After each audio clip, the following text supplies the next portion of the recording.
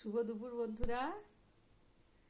আজকে আমার lunch ready হয়ে গেছে, কিন্তু আজকে আমি ভীষণ সিম্পল রান্না করেছি বলতে পারো।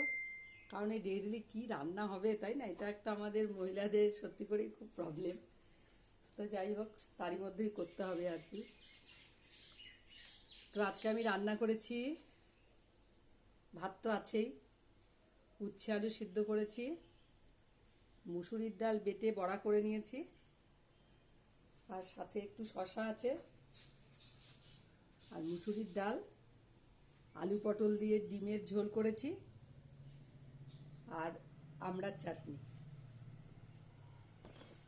তো বন্ধুরা, যদি তোমাদের আমার এই ভিডিওটা ভালো লেগে থাকে তো লাইক কমেন্টস করে দিও। দেখা হবে পরের একটা ভিডিওতে।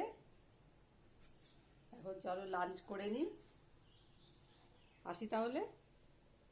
বাই, সবাই ভালো থাকবে।